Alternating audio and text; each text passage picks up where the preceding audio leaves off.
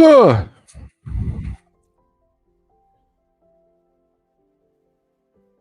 Oh no, I'm out of coffee.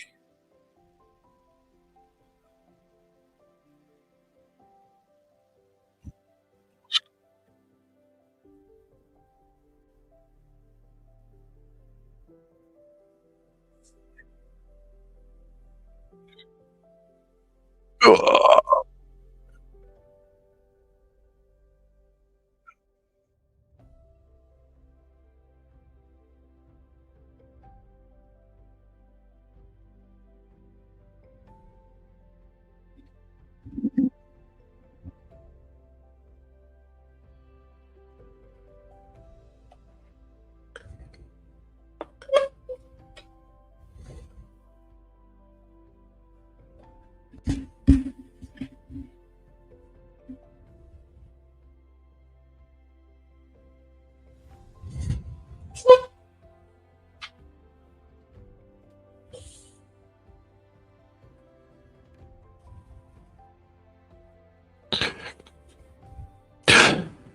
Miss Girl in the Mirror, ¿cómo estás, Doc? Muy bien, gracias. ¿Y tú?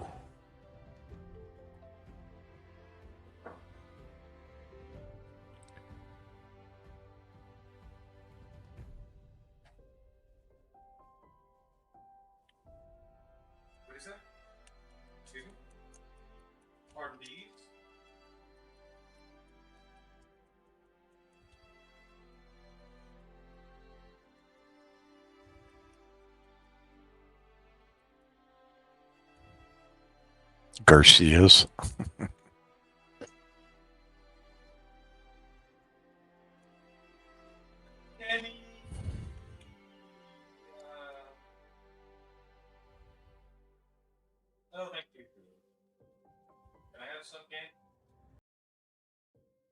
My shirt, my red shirt. It's nothing special. It's just a company shirt from. I used to work for this company. Not anymore.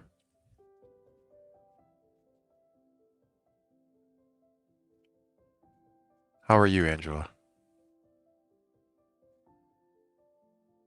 Are you Jap? Oh, you're not from Japan. The person above you is from Japan. Angela, where are you?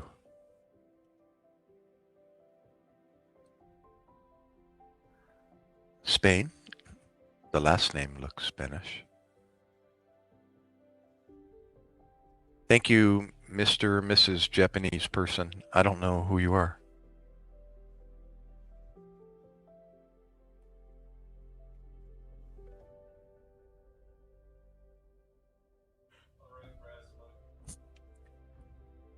No, Angela. Who are you? Is that your profile picture? Or is that somebody else?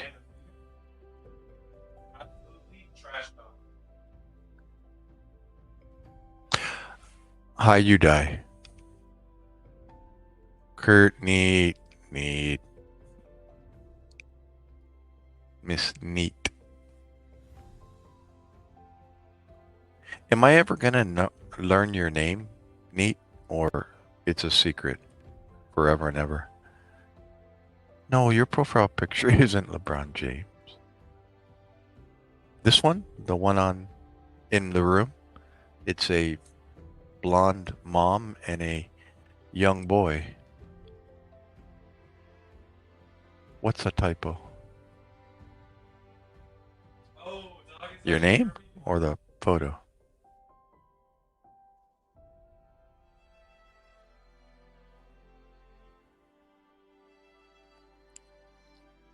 You die. What part of Japan are you from? Neat. Are you? Do you hear me? Naintindihan ako? Naintindihan mo ako? Sorry, 1, 2, 3. That's me. Okay, you have me completely confused. Terry. Hi, Terry.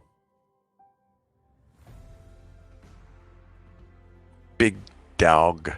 Mofo. What's up, big dog?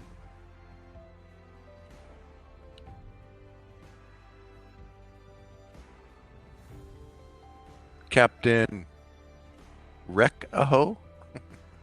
What's up, brother? Captain Wreck-a-Ho. Ah, I love it. Homie, where on the West Coast are you, Captain? Capitan, I should say. Is that a good guess? West Coast? On what? Two viewers? Daryl. Daryl Parker. Dominic.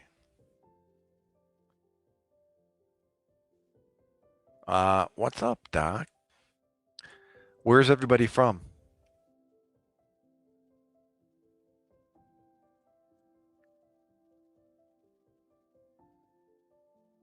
Your name's worse than mine. Made it in high school. What? You made your name in? What do you mean my name's worse than yours? Why? What's wrong with Doc MacKay? Midwest. Ah, okay. The what's up, homie kind of is a West Coast, Southern California slang. So I figured. Let's see. What's the question? Are you traumatized by the time you spent in the Navy? How do you know I was in the Navy?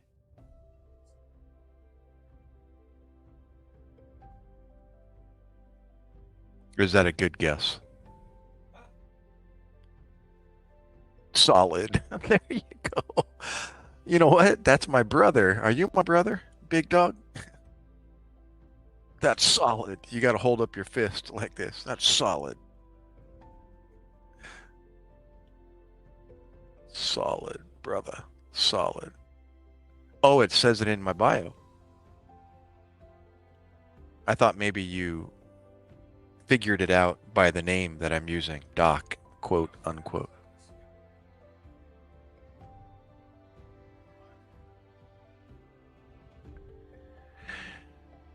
No, Foo. You? You, Foo?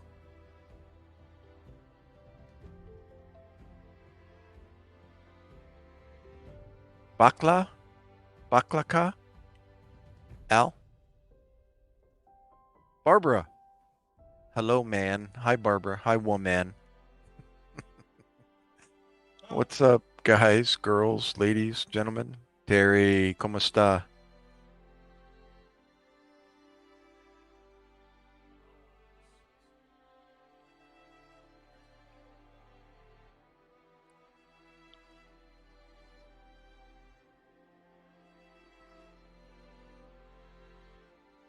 Ah, Angela Catalano in Mexico. What part of Mexico?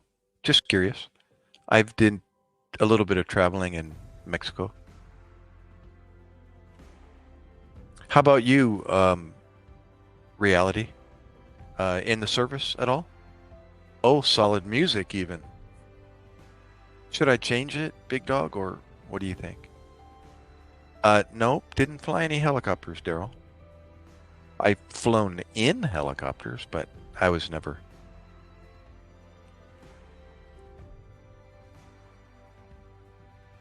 Are you looking at one of my videos? Is that what you're assuming? I flew a helicopter?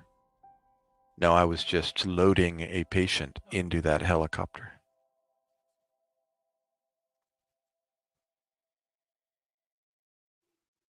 And I didn't even, I flew on a fixed wing as a paramedic, but never in a helicopter. Ex-CIA agent. That's a good one. That's a first, Daryl. Nope. Never worked for the government, um, a government agency. No. Well, is the military considered a government agency? Big dog, where are you from?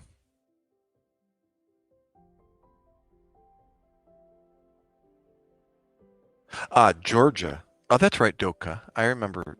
I remember you. I'm scrolling back now. Florida. Sorry, you did say Florida. Man, why did I miss all this? And Joanne is from Honduras. ¿Cómo estás, Joanne? Is that Joan or Joanne? And you're in the Midwest, Capitan. Um, a San Diego boy back on the East Coast.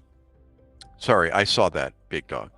My daughter's down in the Port Richey area.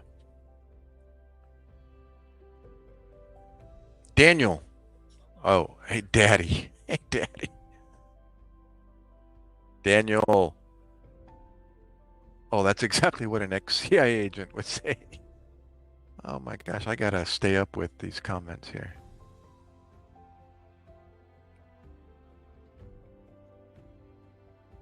Daniel, are you a guy or a girl? Is it Danielle or Daniel? Kitty. I know Hello Kitty. Hi, Hello Kitty. Simple music. ¿Cómo está? Wait, is the UFO ours or aliens? What are you looking at? What UFO?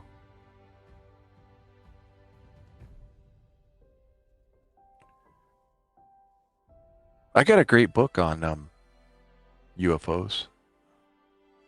A much different um, view of UFOs. Oh, all over the internet. Um, no, I have a story, Big Mike, about an opportunity to shoot somebody, but I never did. But you want to hear it? That'll give me an opportunity to share one of my military stories. You want to hear that? Yeah, I was deployed with the 123 Marines out of Houston, Texas. Avery, um, Navy corpsman, Navy medic. Lynn Kilpatrick, what's up? And they were getting shorthanded. The medics or the corpsmen were becoming shorthanded, so they started taking from Peter to pay Paul. You know, from different units. We need you over here, so they would take one of ours and ship them out, and then we would be one less. And so one of the one of the units that became shorthanded was a sniper unit, and they needed a corpsman to go with them because we provide medical support. I worked with the Marine Corps, if you didn't already know. Um, yeah, God put together a good thing when He developed the military. Sure, Lynn, whatever you feel is you want to do. Leave a comment so I can get your notification, and then I'll return the favor. Um, so, anyways, the sniper unit was shorthanded a corpsman, and they came into our. We were working in the BAS, the Battle Aid Station, basically the emergency room. It's a very primitive emergency room out in the middle of the desert, next to the Euphrates River, near the city of Heat, Iraq, HIT. Um, so, anyways, a sniper unit came into our unit and asked, our superiors for some support. So they started rotating. We had like 4 corpsmen. They rotated us one at a time, and my turn came up. So I got an opportunity to go on patrol with a sniper unit with 2 other snipers. And they called me into the room and they introduced themselves and I introduced mine. I don't know them. They don't know me. And they basically started looking me over and saying, get rid of that, get rid of that. What's that? I'd pull it out of my pocket and they'd say, "No, you don't need that," etc. They were just looking for anything bright and shiny and or things that they knew I didn't need when I was on patrol with them. So once I was good to go and I met their approval, they pretty much filled me in on this patrol we were going to go on where we were going to go view or observe an intersection of a road, and provide support for them. And if they noticed anything threatening, what the intersection, why we were viewing an intersection was they were looking for a bad guy.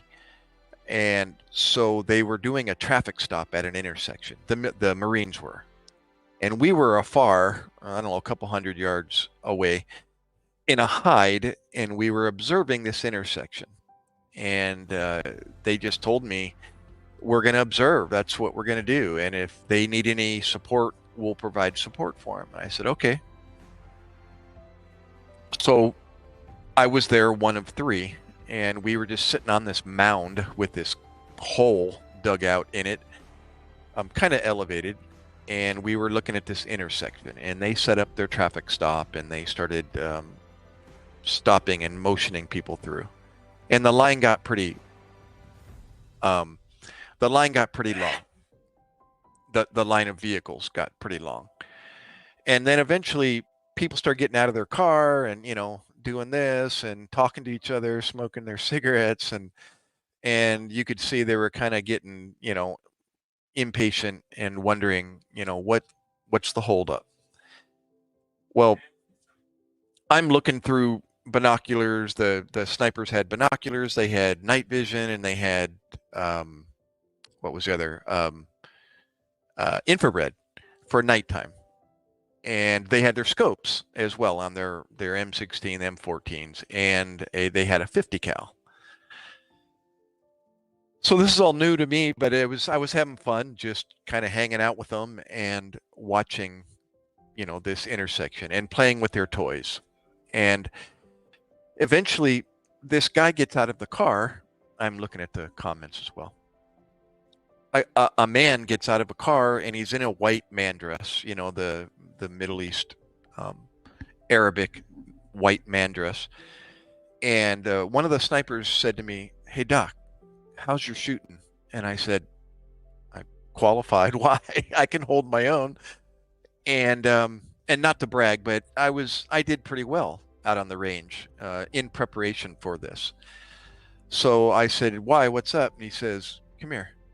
And he gave me his weapon. It was an M14 with a ACOG scope on it, smaller scope. And I'm looking, he says, "See that guy in the white man dress?" And I'm like, "Yeah." He says, "Put the crosshairs right dead center of his chest."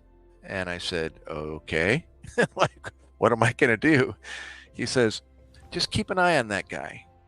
There's been instances where men dressed like him will walk up to an intersection to our traffic stops, and they'll be strapped with a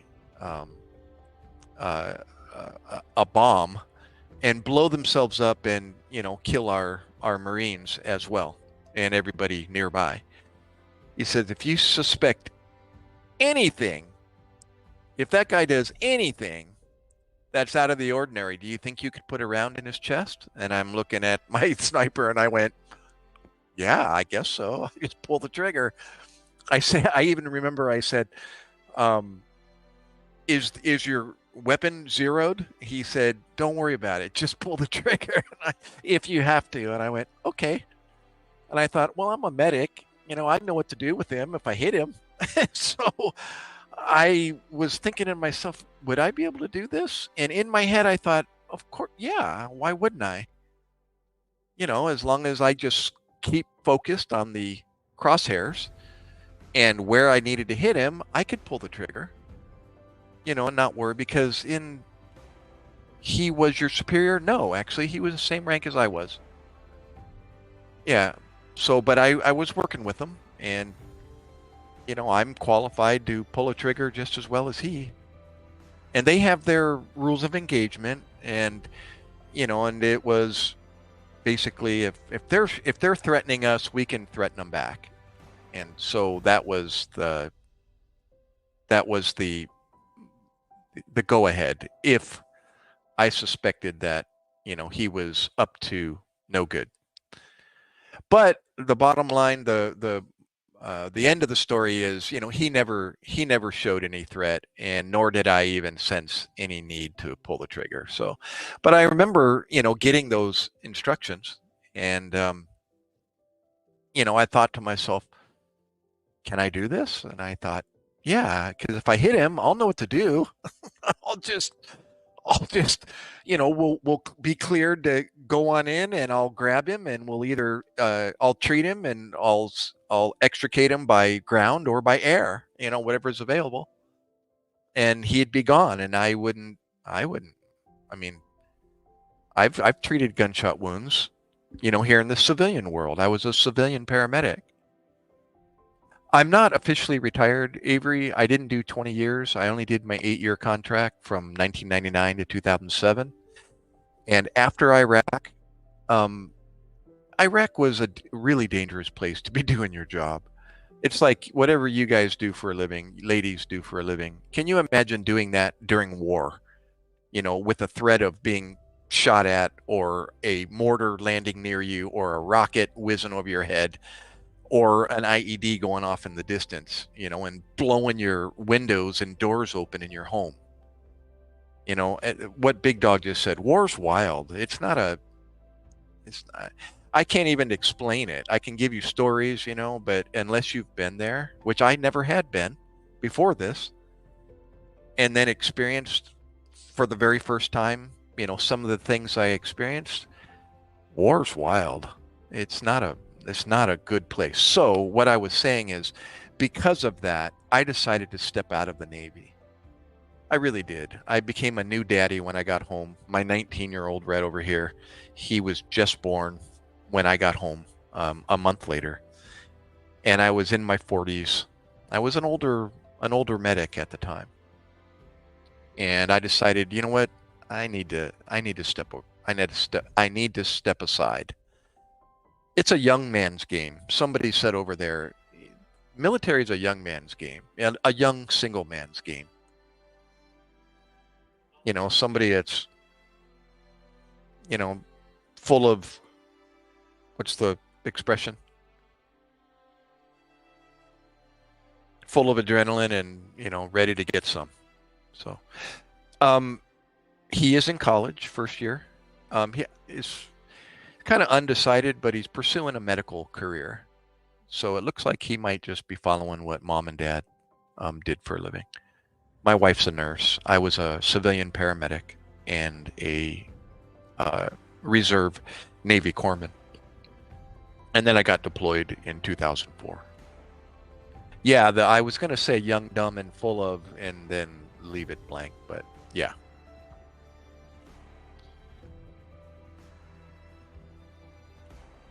So yeah, that was just one story over in Iraq. That was pretty cool.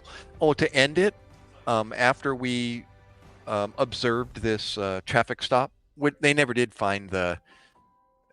They're always looking for a Toyota or a Datsun truck, and there's so. Thank you, girl. There's so many of those white trucks over there. They're very hard to locate. I mean, they're very hard to locate somebody, in a white truck, because there's so many of them. But that's what they were looking for. They were looking for the Mad Mortarman, they called him.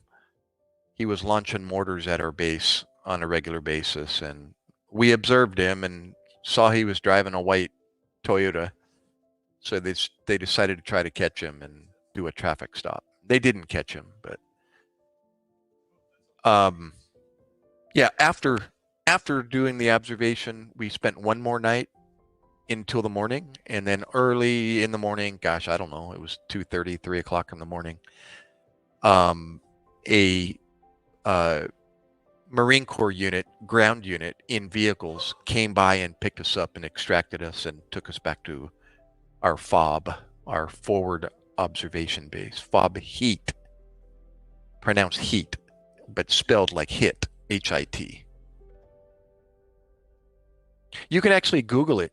Go to Google Earth and type in FOB heat, HIT, and you can zoom right down in next to the Euphrates River, right down in, and see where I spent 7 months. You'll see a U-shaped formation of buildings. It's in the shape of a U, right smack in the middle of the Iraqi desert next to the Euphrates River. It's on one of the bends of the Euphrates River.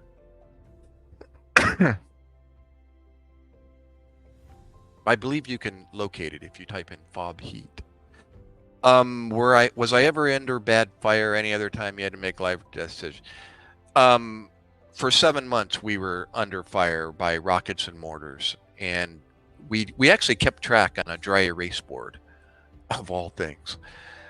But every time we got mortared or rocketed, we had mortars, rockets, small arms, and IEDs, and we had this categorized on this dry erase board, and we'd put a check or a mark every time we experienced something.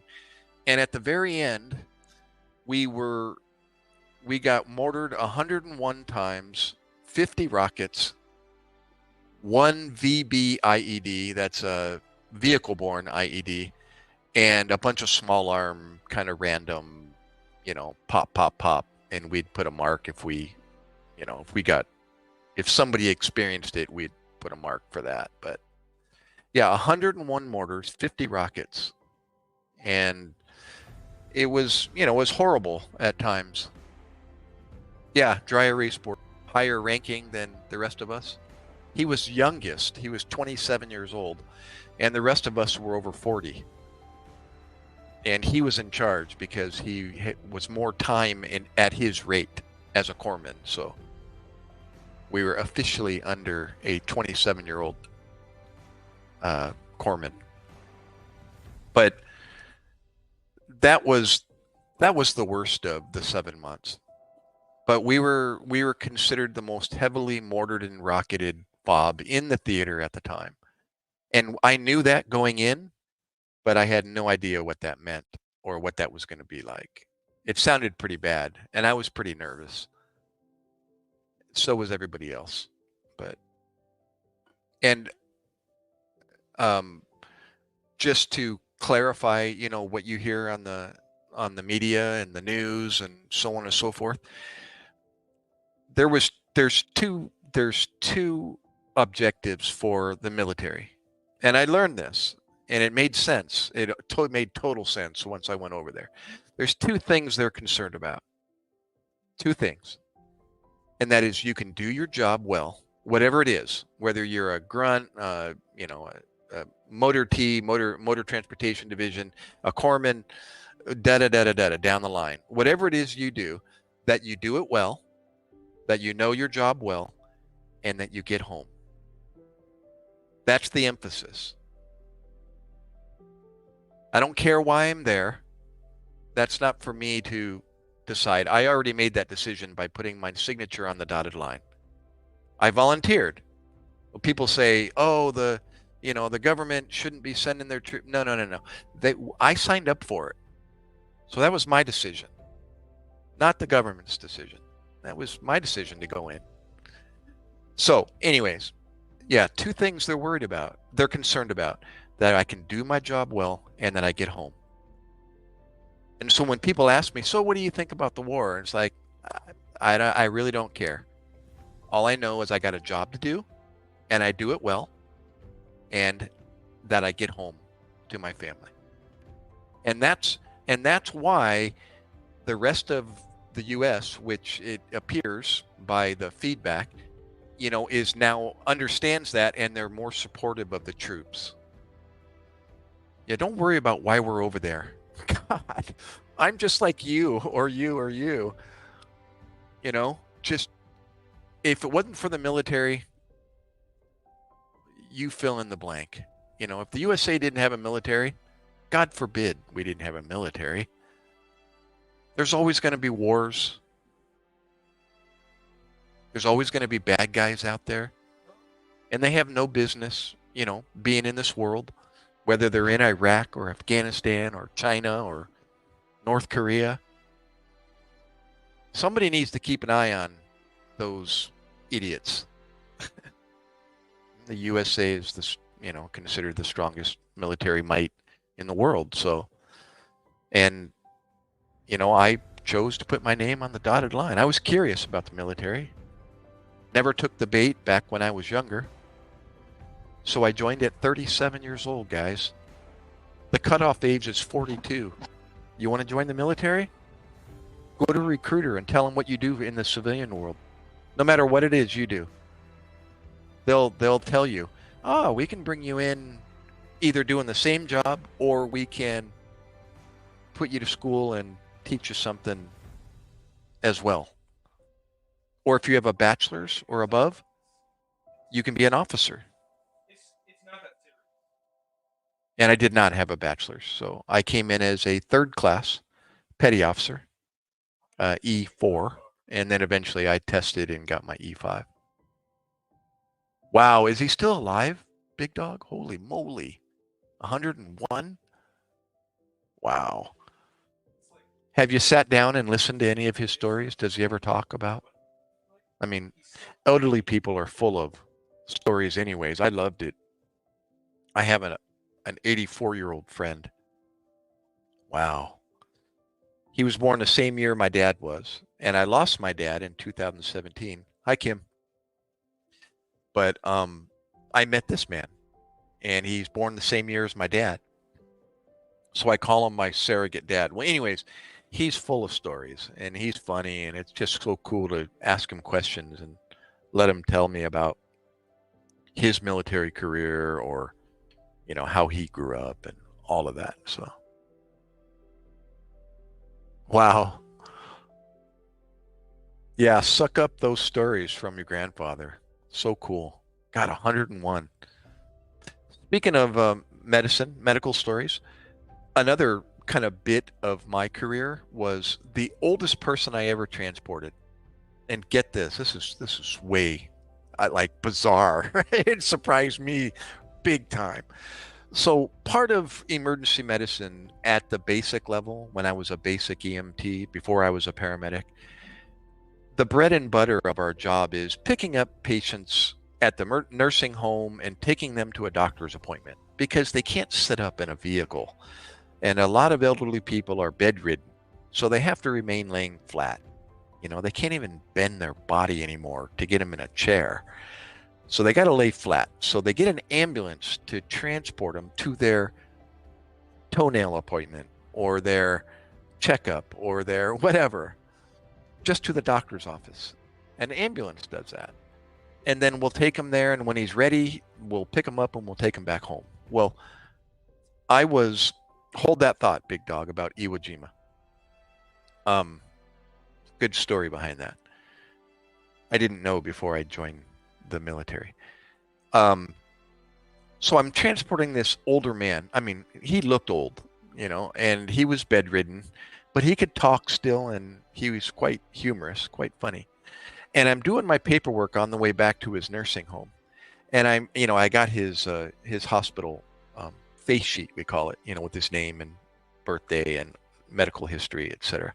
And I'm doing my paperwork in the back of the ambulance, and I wrote his name, and I'm writing his birthday, and I'm just going to make up, you know, June 9th, and then the last two numbers were 98. And I went, 98? 1990? Oh, this has got to be a typo. You know, I thought he wasn't born 1998, you know. So I asked him, I said, "Excuse me, sir." He's like, "Yes." I said, "How old are you?"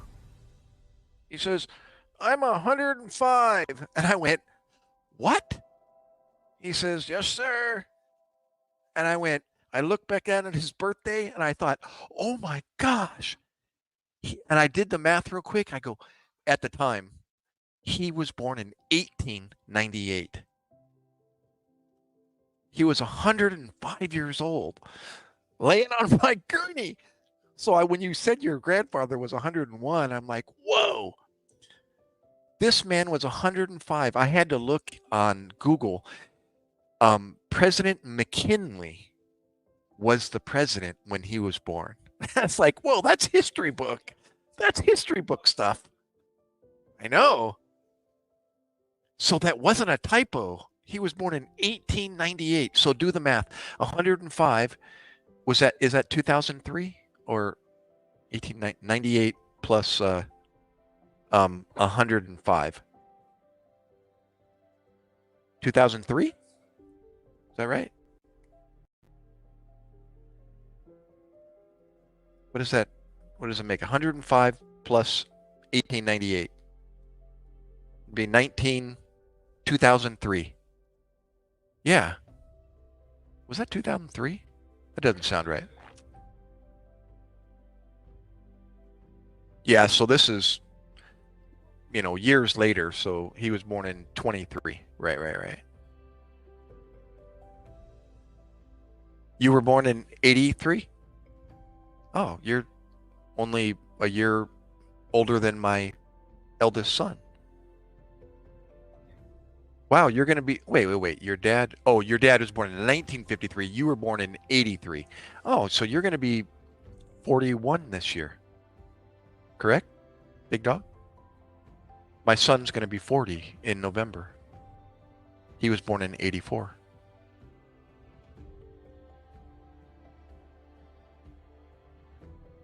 Oh, I see that. 30 years apart. Oh, that's cool. uh, oh, so the Iwo Jima flag, you remember there's three people in that. Is it three or four? The Marines raising the flag on Iwo Jima. How old is? No, wait. If you're old, what am I? I can be your dad, but your dad's older than I am by 8 years. So your dad's like 69. Yeah.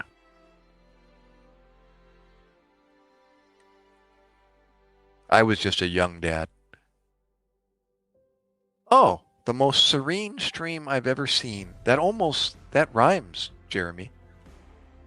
Serene stream I've ever seen.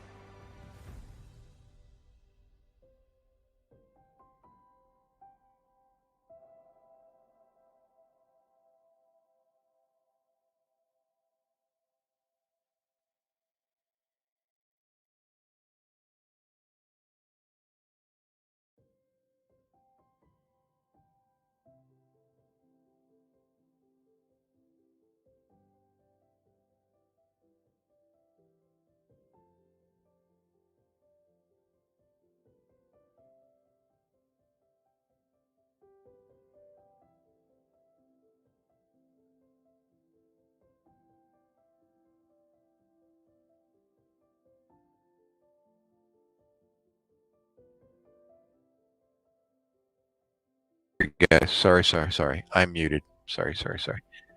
Oh, I was saying, yeah, Iwo Jima.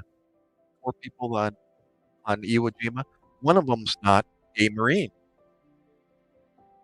So now that you see my live stream, what was that fourth person? He was a Navy corpsman. And I was like, whoa, that's pretty cool. Yep. So when they say the Marines, raising the flag on Iwo Jima, it's like you can correct them now. Say they weren't all Marines. We get to wear their uniform. Matter of fact, I have the Marine Corps cover. This one, the one down below my that picture right there. You can see I'm wearing the cover of the Marine Corps, but I've got the Navy insignia on the hat. Oh yeah, yeah, it's pretty cool. I was kind of smiling when I was like, "Oh, dang, there's a corpsman in that picture." And I didn't know that when I joined the military. I didn't know that the Navy provided medical support for the Marines. The Marines don't have a medical unit. The Navy is their medical unit. The Army has their own, the Air Force has their own, but the Marines don't. So that was pretty cool. Honey, oh, Marianne, happy birthday. Happy birthday. Hi, Marianne. ¿Cómo está?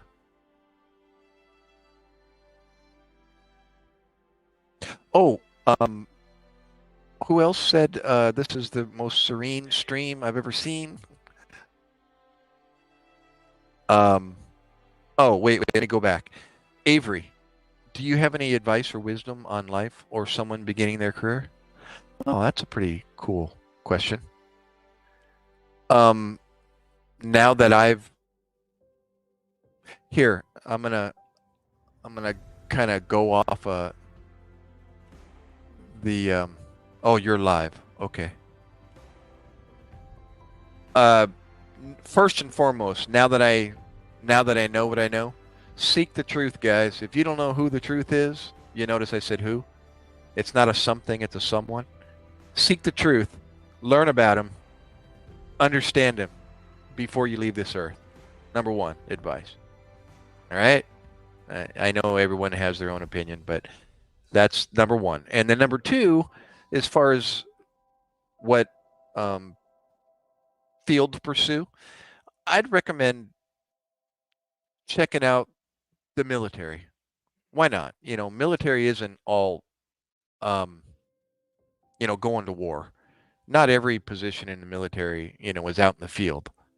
There's so many departments in the military. And you can join the military up until you're 42 years old. Think about it. 42 plus a 20-year career equals 62. That is I'll be 62 in August. I can collect my Social Security in at 62. Um, so officially you can retire at 62. Um, yeah, speaking of pensions, if you join at 18 years old, you can retire at 38 years old, guys. It's like I was never really educated on that. It didn't really sink in, or if someone did say it, if my dad, I don't remember my dad really pushing the military. He was in the Navy for just 4 years, but consider the military. They pay for your schooling, and they give you a career and a retirement. Join the Air Force. Um, consider it. Anyways, that's an option. Think about that. If you join at 28 years old, you can retire at 48.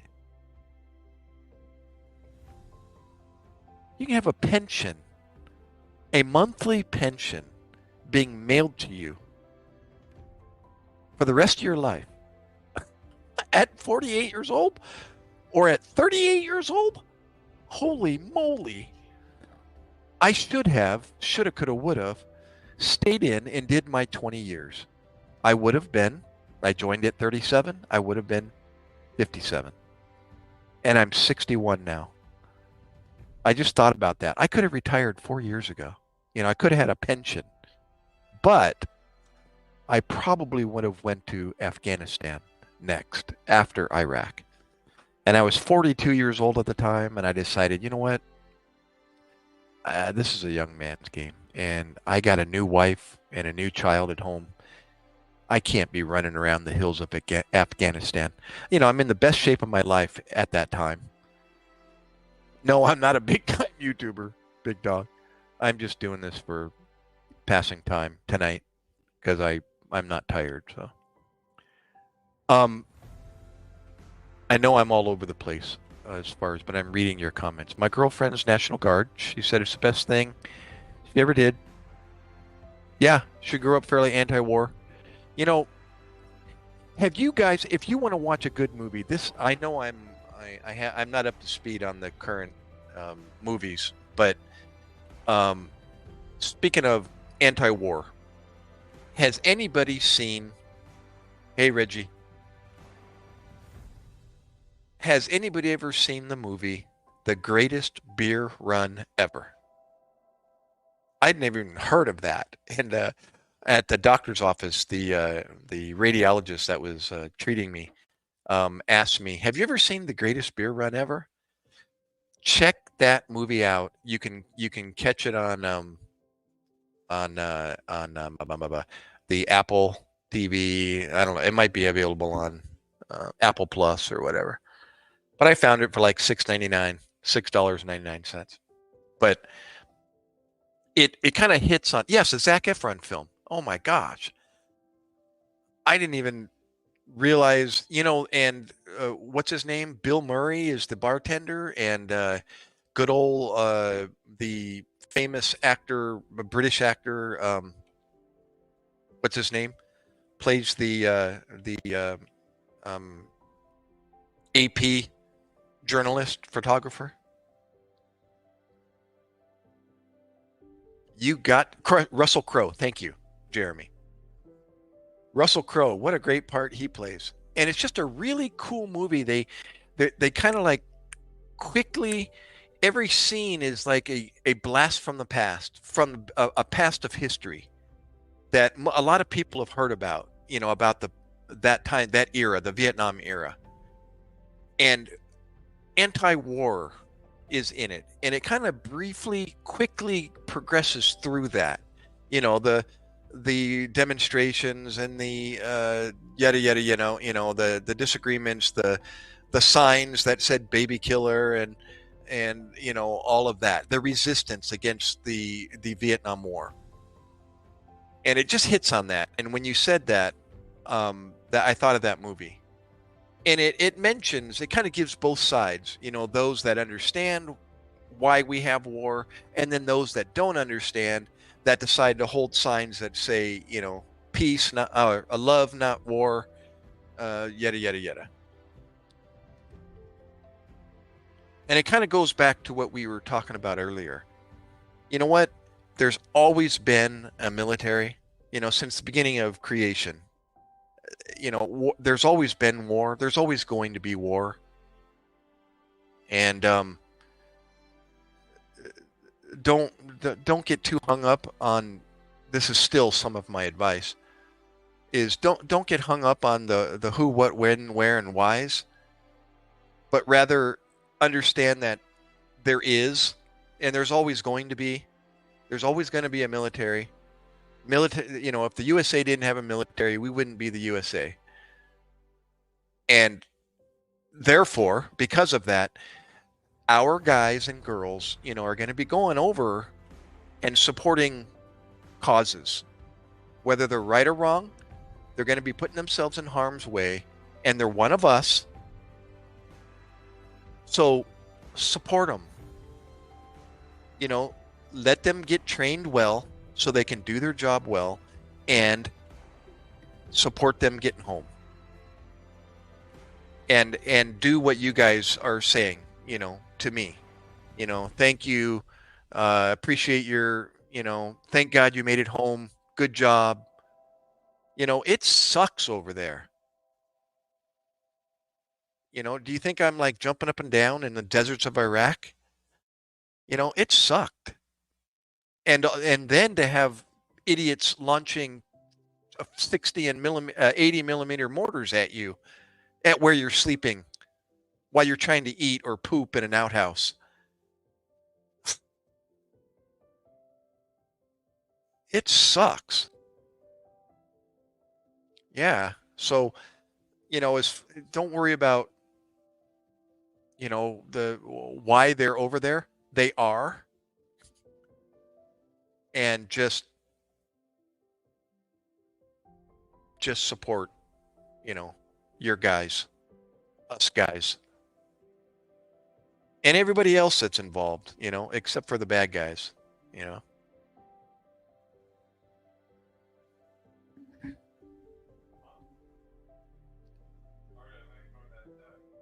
Well, praise God for the military, really.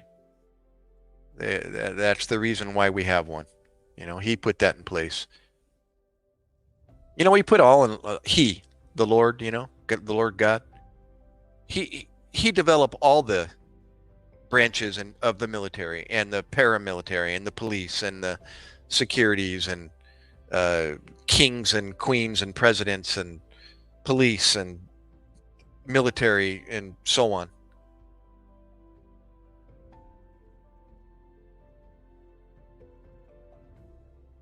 Yeah. So yeah, that kind of goes along with you asked for some advice. Is I learned that I didn't understand the military. You know, I didn't even vote when I was old enough to vote. I never was, a one to understand why we had a military, and really what their purpose was. I actually wrote a vlog. If you're interested, it's no biggie. I'm a nobody, but an old school blog site. I don't know if you've heard of blogspot.com, but my let's see, what am I typing here? I wrote a few after action stories after I got back from Iraq, and about some of the calls that I already told you about. That one with the sniper. Did I talk about that one? I think I did. And it's called Illusion Dweller. I'm typing it here. .blogspot.com. And I wrote a little uh, preface to the site, and I tell about what brought me into the military, and then what I learned after I joined the military, and the perspective that I learned that I didn't know before, that I never saw. And I think it says it the best. So there's my blog spot. I was going to say you have a book or at least a short story in you. Well, ironically that you say that, when I went to that blogspot site and I started, it's not on there. It's actually still sitting there. It'll probably never be finished, but I decided to try to write a book, and it wasn't on my life experiences. It was about a particular experience I had, a bizarre experience I had in Louisiana, chasing a woman.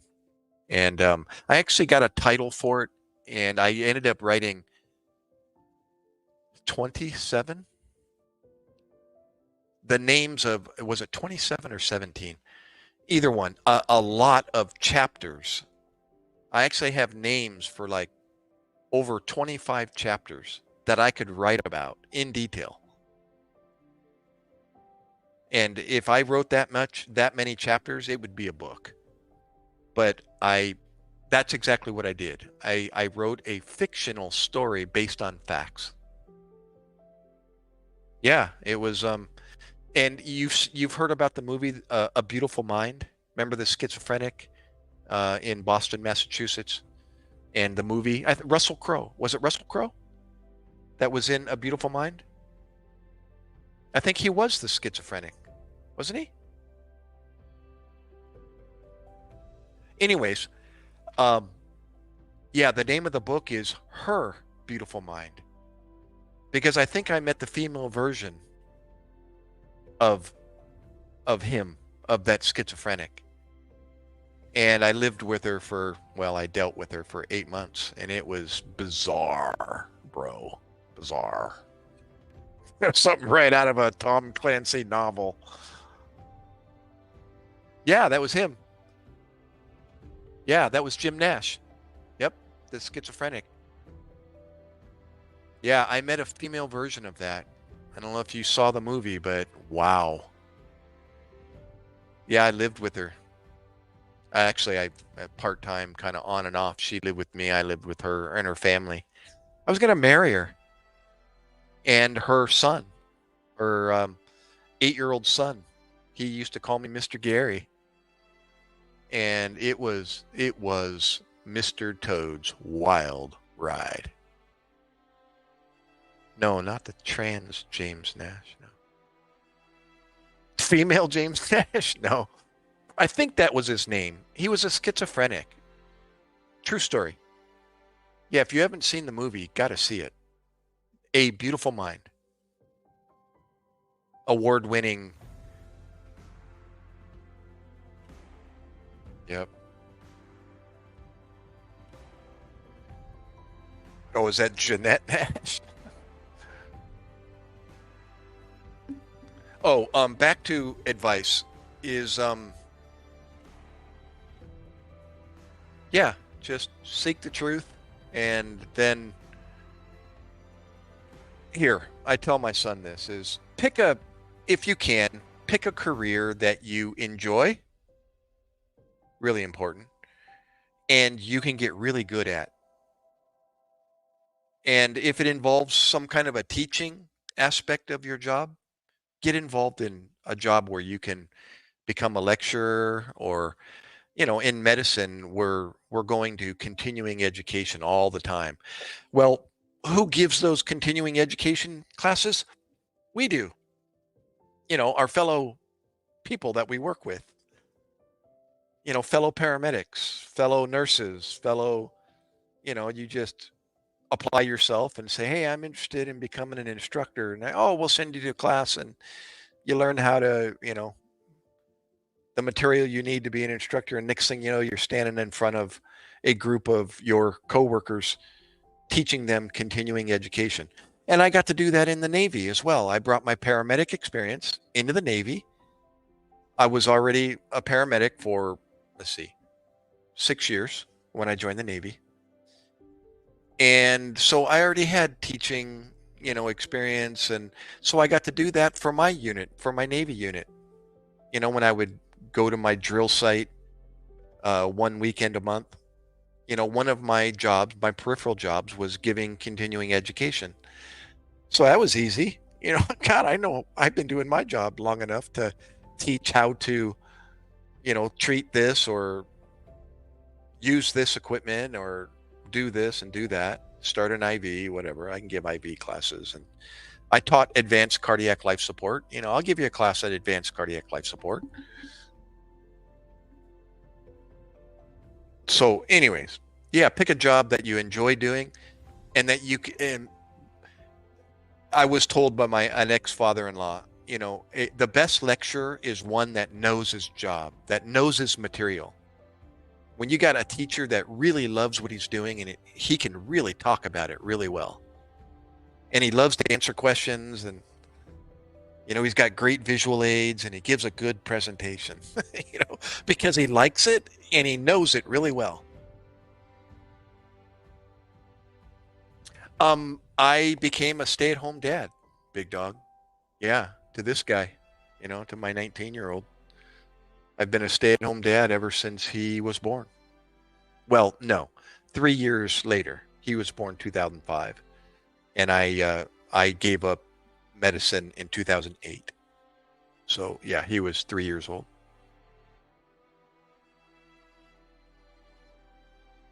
So now I'm a stay-at-home husband and a bass fisherman out of a kayak. The wife, yeah, she's a nurse. She makes the big bucks. Yeah, awesome wife. Sick wife? No.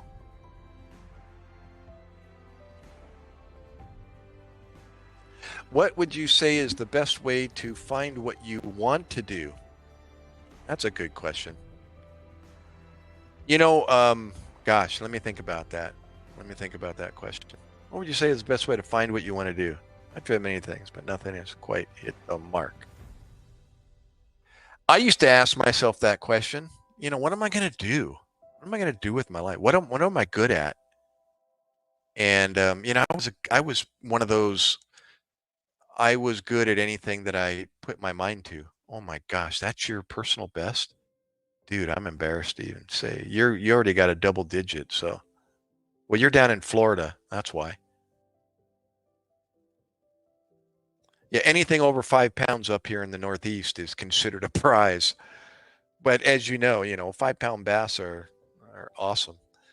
But 6, 12 and a quarter up here. And when I tell that to the locals, they're blown away. It's like, seriously? And I said, yeah. Here in oh, let me keep reading. Here in New Jersey. Currently a farmer. Remediation on the side. Do you really? Cool stuff. I think it sounds cool. Um, how do you find? I didn't know I was going to be in medicine. I didn't even consider being a paramedic when I was younger. None of my family was in the medical field. I just happened upon it. Um, I was at a job. My dad got me out of high school, and next thing you know, I'm sucked in and full-time job, and I got married and young, way too young, and just became a daddy really young. And so it was kind of necessary to have, a good job and insurance. And this job provided it, but it wasn't what I wanted to do. And I just happened upon, I'll admit, I was flirting with a fellow coworker, a female. And while she was eating lunch, I went to have lunch with her, or sit down and have lunch with her. And she had flashcards in her hand, and she was studying these flashcards. And I'm like, "What are you studying?" She's like, "Oh, I'm going through a nursing program." And I went, "Oh, really?" She's like, "Yeah, you want to help me?" And I said, "How am I going to help?" She said, "Test me on this medical terminology." So she had these flashcards. The word was on the front, and then the meaning is on the back. So at lunch, I found myself back there, helping her study. And I started looking at these words, and I'm like, "Whoa, these are cool." And now I'm kind of doing a self study on the meaning of these medical terms. And then one thing led to the other, and I made a phone call to my brother and say, "Hey, his best friend in high school became a paramedic, and he ended up in doing like a 30 plus year career as a paramedic." So I actually reunited with him on Facebook, and the rest is history. And he plugged me into, what schools to go to, how to start. And then next thing you know, about let's see, I started going to school in '89. Yeah, 4 years later, I went back to school to become a paramedic, and that just turned out to be like the best thing I ever found. I was like, wow, man, I sucked that up. It was like amazing, jaw dropping to learn about the heart and the body and how we function and why things work. And it was like amazing, looking at a cow heart and a sheep eyeball and dissecting them. And I was like a kid in a candy store when it came to that type of information.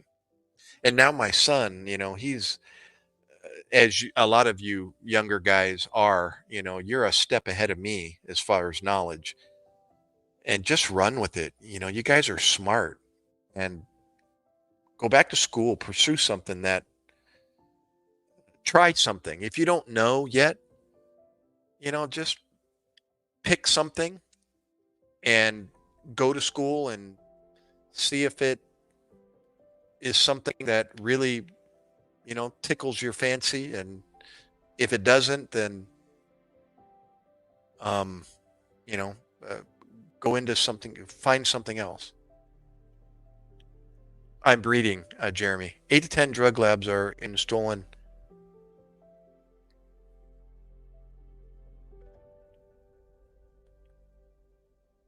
Oh, you're talking about the car. It's like I'm reading that killed in action souls. I'm thinking the people. They're in the people. No, Kia Souls. Is that right? Is that a car? I know a Kia is a car. Is a soul? Is that the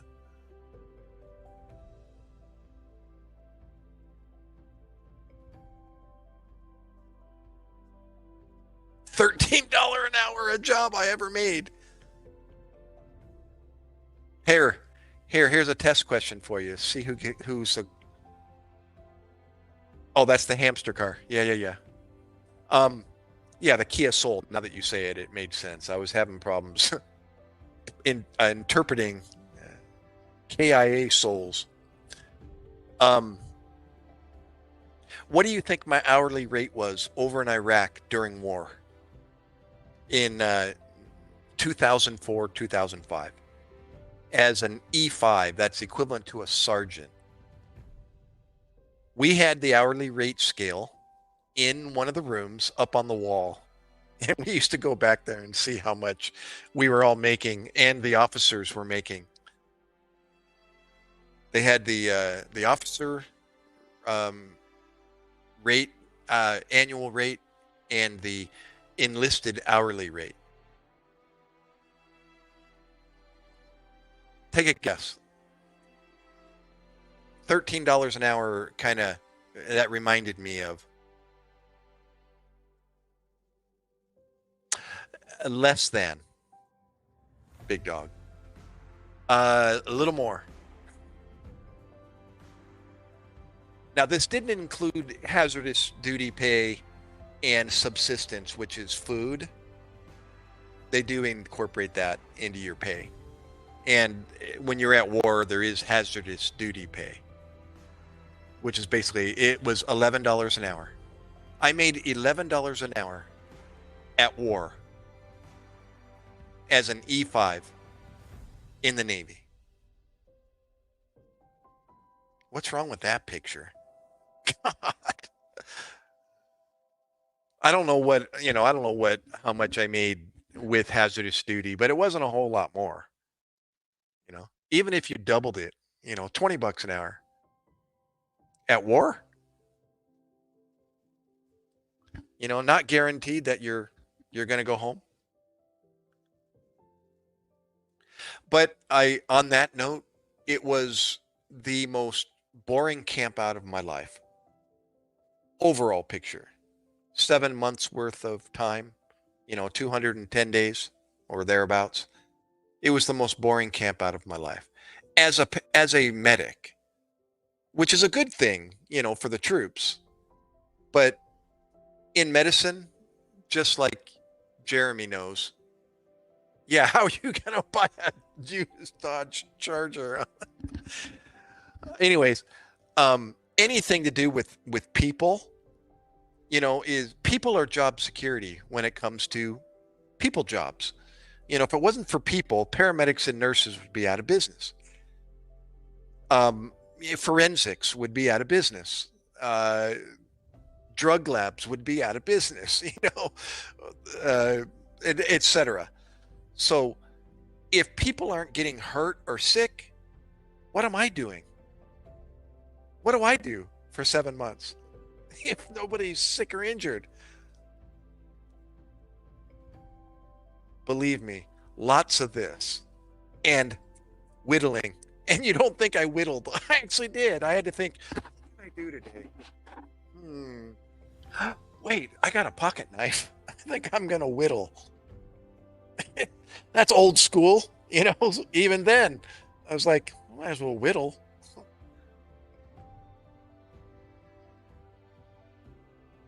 Yeah, exactly. I agree. And you know what? You know what benefits I have now, big dog?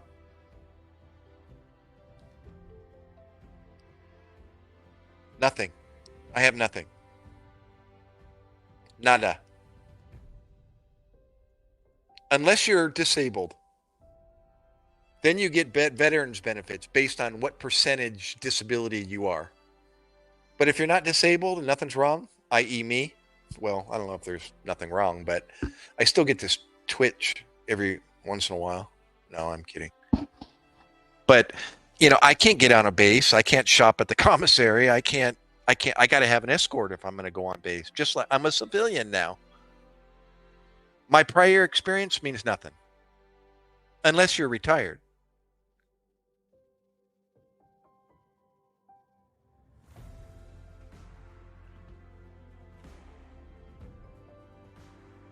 Yeah, and if you're retired, then you get saluted, you get on base, you can go on any base. They salute well, if you're an officer.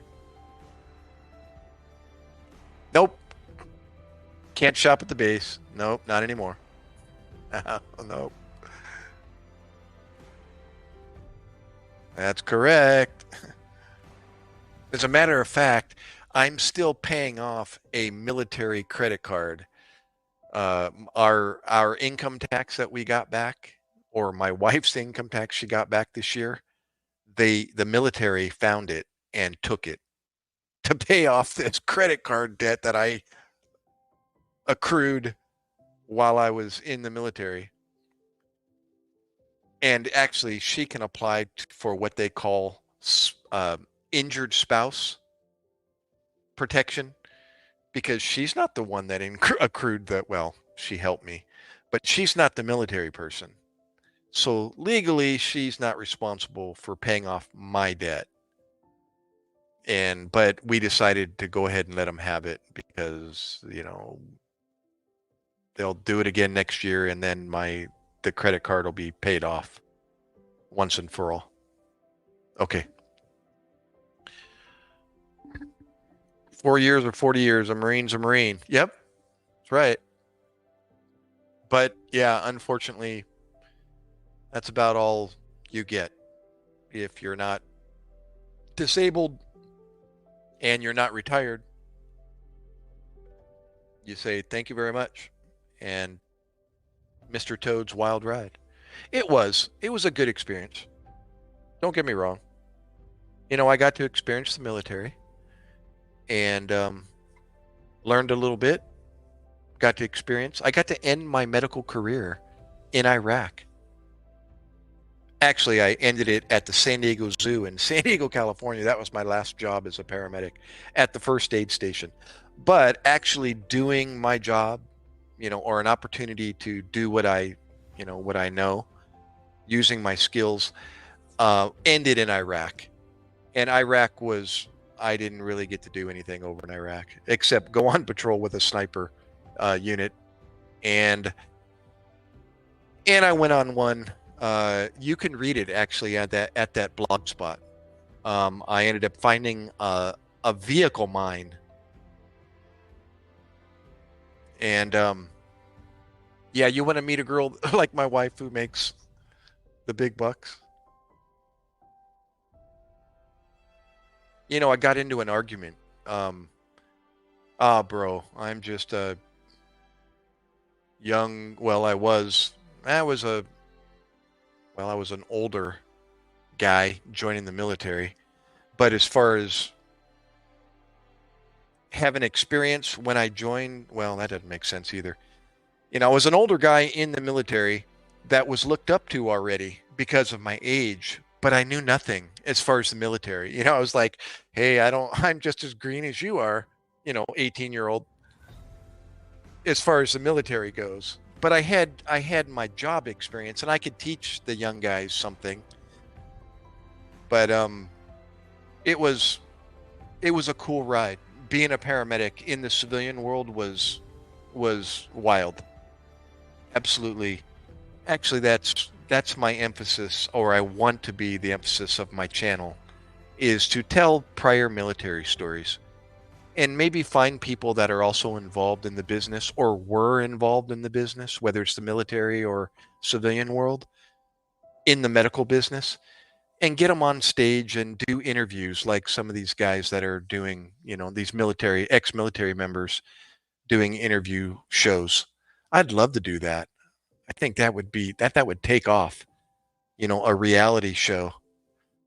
Two paramedics sharing, locker room stories about calls that they experienced and wild stuff that they've seen and done. God, I could tell stories forever. Bizarre. I've got so many. I've told a few. You can see some of my videos and listen to a few stories that I've told. A boa constrictor call that I ran on that was going to be a TV show, but they never ran with it. True story. Yeah, I find that in the corporate world, you get a lot of young guys supervising older guys. Yeah, well, that's...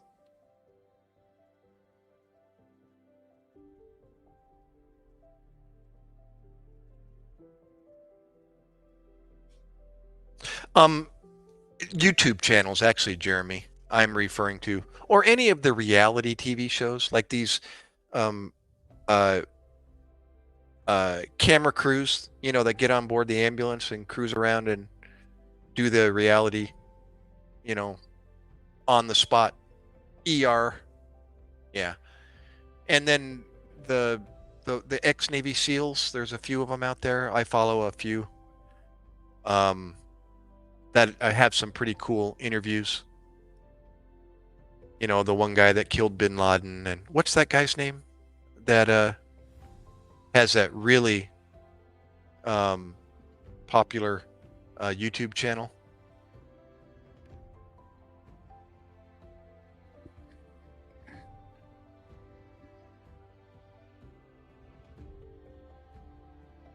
Forget his name. Very well done. He sells those gummy bears. Yeah, the bald dude. That's him. He always gives his gummies to his guests.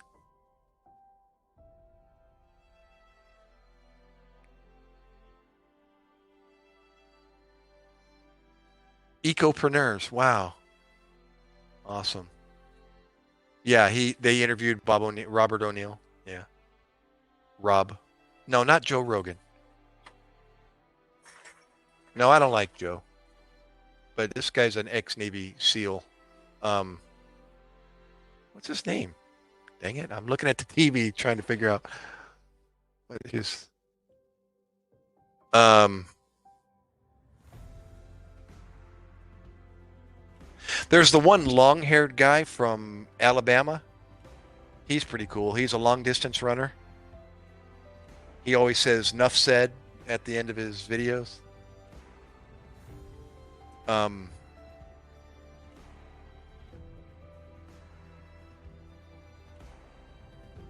yeah, I forget. Anyways, but I would like to do that. You know, I actually pursued it, and I just need somebody that can guide me, you know, and help with the social media part and put out the word so I can get people to come on board and say, yeah, I'd like to. I already got a few people in my head from prior people I worked with or my preceptor, you know, that I trained under. He's retired. I'd love to get a hold of him and see if he'd do a an interview with me, and then I'll edit it and then put it out as a a finished interview. You can do it on this platform on StreamYard instead of posting live like I'm doing now. You just do it as a recording, like a private recording, one on one between you and him. But you're doing the same thing. Like I would be up here and he'd be down there, or side by side. Not the vertical live, but this format, side by side. And he'll be at home on his laptop or whatever, his phone, and I'm here, and we do an interview, and then I can edit it, and edit out all the downtime, and then do whatever editing magic, and then post it as a completed video, and make it a show, make a show out of it, where I'm having different guests, every week or whatever, and do it that way. Well, hey guys, girls, everybody, girl in the mirror, Kurt Neat, Jeremy, Big Dog. I'm actually using my son's cell phone, or one of them, and he's going to bed and he wants to get it back. It's kind of the standard routine. So he just let me know he's going to bed and he wants his phone back. So I'm going to end it here. And again, I have no regular schedule. This is just random. I come on and want somebody to talk to. And vertical live seems to be the way to go. It attracts a broader audience. So, but I love talking about and answering questions, and so yeah, let's do it again. If you want to, find out when I come on again, subscribe and or leave a comment, and I can return the favor if you're growing your YouTube channel. And um, yeah, either way, let's do it again. I'm gonna sign out and I don't know, maybe tomorrow I'll do it again. But yeah, if you subscribe or click the bell icon, you know the drill. You'll get the alert that I'm live again. Sean Ryan, thank you. Good job. That's him. Sean Ryan, yeah. Real, I applaud him. It's really good. You know, the backdrop, the studio that he developed. All right, guys. I really appreciate it. Thanks. And thanks for all the questions. And if I rambled, well, that's what I'm good at. Ask my wife. The gift of gab. Remember that 84-year-old friend of mine I told you about, my dad's age? He tells me that. Gary, you've got a gift of gab. Yeah. Well, that's his interviews. He kind of interviews a few wackos. Yeah, awesome. Thanks, Jeremy. And Big Dog and all the rest of you guys and girls for hanging out. Awesome. All right. Later, as you were, as I say in all my videos.